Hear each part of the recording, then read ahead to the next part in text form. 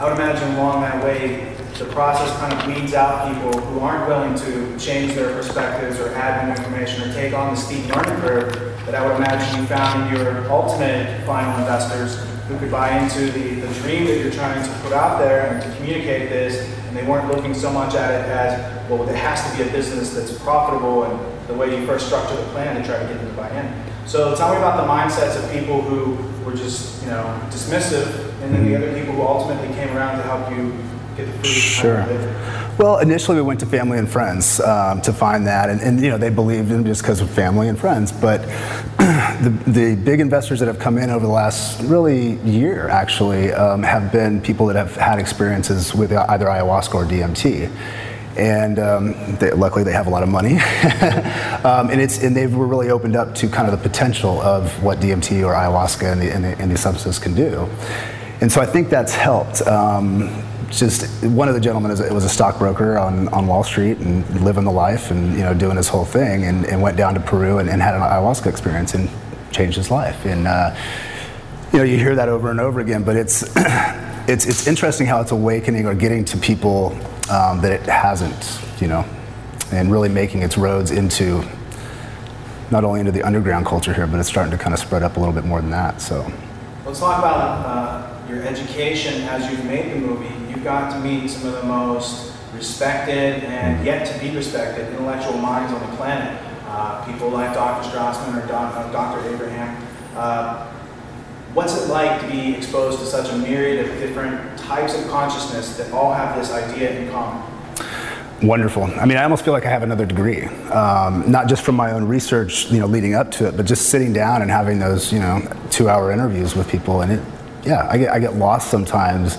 You can go back and look at this footage forever because there's so many great nuggets in there. And Dr. Strassman said it at one point that it's kind of a snapshot of consciousness right now with all these minds and kind of the different places they're working and putting this information together. So I think it's a great way to look at it.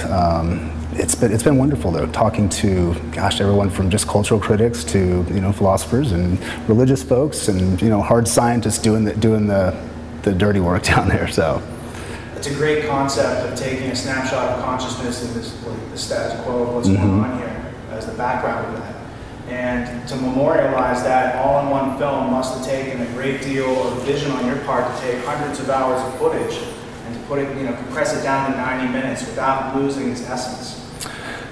It's it's tough because there's so much great footage. I mean, we could probably tell 6-7 different stories out of the kind of footage that we have. And actually, it's one of our goals is to release all of this footage Creative Commons so people can go out and make their own DMT movies, basically. But yeah, it's whittling that stuff down can be quite difficult, but at the same time, it's really rewarding. I mean, going over it over and over and over it again. It definitely wears you out, your eyes, but at the same time, the information is so fascinating, you just want to keep going and keep looking at it and go back. And I mean, I've already thought about it. It's like I have all this footage. I mean, there's got to be even a television show, and because there is so much left out, taking this 100 hours of footage and going it down to an hour and a half. It's difficult trying that down. Well, I did watch a lot of the footage that you posted to your YouTube channel that gives different vignettes and the different 360-degree multitudinal coverage of what this idea that you're trying to show through the movie. And I trust that you do show it. I don't mean to sound. No, it's okay. But and I'm not going to cheat by asking you who was your favorite interview. But good, thank you. Dr. Strassman, because he's here. What was the most meaningful thing that you realized along this journey that you think people should consider for themselves?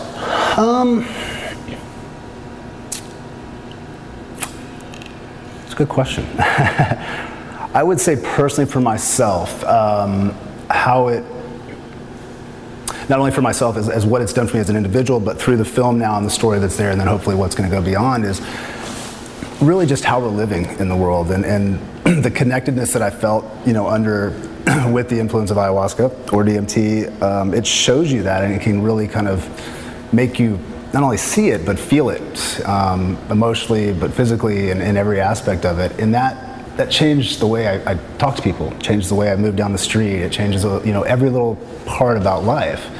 And I'm hoping that the rest, everybody can try to do that. I'm not perfect by any means, but I do try my best just to kind of make sure that we're not fighting, we're not, doing these things that end up hurting us and driving us down roads that we shouldn't be going down. So I think overall, it's really just learning how to live a better life, and that can be looked at in a religious context or however spiritual context, but it really is just kind of about pulling back, understanding that we're all humans and that we're all connected and we all want the same things essentially, and we got to figure out a better way to communicate that with one another. So that's been that.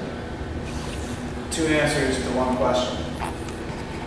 What would you want to express and share with the audience that is on the good side and on the bad side of what needs to be communicated? It's not all just gravy train, and it's not all just nightmare. Yep. But people need to know how to strike a balance and to use these tools and to educate themselves about it first. Well, and that's it is tough because they have such great potential, and people have seen that, but at the same time, they're definitely not something to take for granted, and they really can be tools, but they also can shake people pretty drastically, and sometimes that's not always good. And the set and setting kind of comes up over and over again, and we touch on that in the film, and it's a big part of any kind of psychedelic journey is to have a positive set and setting, not only mentally, but your surroundings, the people that you're with, and the 60s, going back to that is where I think a lot of this kind of thing kind of blew up, and the idea of just going out and giving it to everybody is probably not the best approach. It definitely shatters things up above, and they get a little pissed off, and they're trying to bring it back. But it's really they have to be viewed with caution, and especially going into Western culture with them, it's going to take some time if it gets to that point. It has to be, I think, done through some sort of a spiritual structure on some level, however you want to interpret God or Spirit or Gaia, but I think there has to be something, that context around it. So, do you think there's a potential for people to become addicted to these types of entheogens? Not that I know of, no. I think some people are a little worried that by putting this film out there, it's going to make it the next craze and the next big thing, and I don't want to glorify DMT. After your first experience, did you want to do it again, or Yeah, no, I didn't want to do it again. I just felt like I had to research and know what the hell just happened to me, because there was no way of explaining it, and it changed my life within those 10 minutes. It was that fast, and coming back from that and having my whole mentality just completely changed from being aggressive and being, like this. And I grew up in, pretty rough neighborhoods, and, lived a life that was pretty reckless in a lot of ways. And as soon as I came back, it changed all that 100%. But from your experience, could you compare and contrast ayahuasca and the DMT experience? Yeah.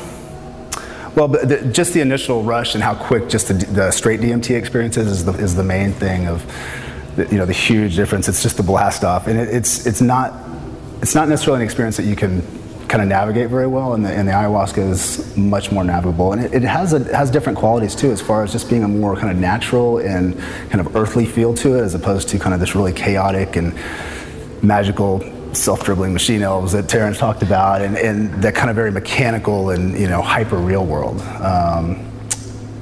and also just kind of when you come back from the DMT experience, it's such a blast, and you're just kind of flabbergasted, and the ayahuasca, it's a little more tender to you. It takes you in, gives you a hug, and then the next day or week after ayahuasca is you just have this wonderful sensation, physically, mentally, all the way through. And I guess with the DMT, it was more like, holy shit, what the hell just happened? And I think the ayahuasca is really kind of what seems to be happening, though. And I think that's probably for Western culture to kind of accept some of these things, it probably has to have that around it too, just because of the natural element of it. So. It's been my observation that through mankind's history, there's only actually been one war, a war to suppress consciousness against those artists who wish to express consciousness. Mm-hmm. Which side of the war do you come down on, and why? As far as suppressing it or opening it up? I'm hoping to open it up. Yeah, don't answer this one. I can just sit here on this one. Yes, I mean, we need to open it up. When do you think that war started? Just out of curiosity?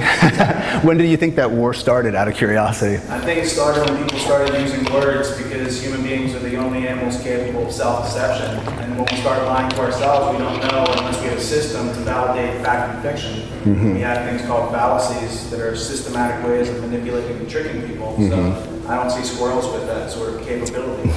And so, you know, if DMT or entheogens in general brought about words, now, since it's been suppressed for so long, people are now growing to learn how to use these tools of consciousness. Mm-hmm. And I think that one of those steps is through the movie. So I just didn't know if you wanted to comment on how this movie can help push people express consciousness as opposed to those who want to use it to control consciousness. Sure. I think the big thing is that, you know, with words and our interpretation of reality, is that everybody thinks that their reality is the reality and this is truth, and as opposed to there are just billions and billions, endless ways to think of things. It's just a framework that we put on it, and taking our snapshot and thinking it is the truth is yeah, it's not going to do us any good. But I don't know, as far as how the film can help, I want people to just question and kind of open up a little bit, and just know that it's not just this way, you know, that there are other things out there that we can't explain, and just because we can't explain them doesn't mean that they're going on, or they're not going on, or they're, even if it's not real, the DMT experience, and it's just not real, but just in your head, that's fascinating enough alone, and because it has these powerful effects on people, I think that's something that we need to be looking at. And just, if we can get people to kind of open up to that and start doing more research, which has happened, you know, since Dr. Strassman's stuff, I think that can help push that a little bit more and hopefully open up consciousness through that. And yeah, I really would like this film to help push, you know, not just the research forward, but kind of just the whole idea of being able to open up consciousness and understand that our interpretation is not the only interpretation. Every person or animal, plant, and everything on this planet is just as valid as the next, and their consciousness is just as valid as ours. So we have to be able to open up to that, and also I think open up to the idea of consciousness. I think a lot of people have a very kind of skewed view of, you know, what that is. And I don't know if we don't know necessarily what consciousness is, but you know, people just take it for granted a lot of times, and I think we need to kind of pull back and start to question that a little bit. Yeah. I think the status quo and the way that we're educated kind of gives us this false sense of knowledge. And that false sense of knowledge keeps us from being curious because people think they know. Mm-hmm. What would you say to people to inspire their curiosity, to get them to understand that even though you think you know what's going on, there are other things to be learned. And that starts once we realize we don't know everything. It's hard. I mean, especially when you have such a viewpoint where nothing outside of that is valid. And how do you break those walls down? Maybe just have them try DMT, that might help immediately, but I don't know how to push that down. I think it's just going to be a matter of time. I think it's this kind of grassroots thing that's like slowly building itself up, in this energy or this consciousness through all of us, not just our single consciousness that's waking up and going to pull us up with it. So at least I'm hopeful that that's the case, that there is that other level of consciousness that's helping our consciousness kind of rise and come up a little bit more. So let's see. So how I came across the book, it really was after my DMT experience. Just got online, started doing research, and came across Dr. Strassman's book pretty quickly after, you know, typing in DMT. Obviously, it pops right up. And again, once I saw that, picked the book up, read it, I just knew, like, okay, the science and spirituality aspect is how this story needs to be told, and I thought that was an important one, especially for, you know, introducing these kind of concepts to the United States, to Western world in general, I guess. But yeah, the book was amazing, and it really kind of solidified the whole thing for me. And what would be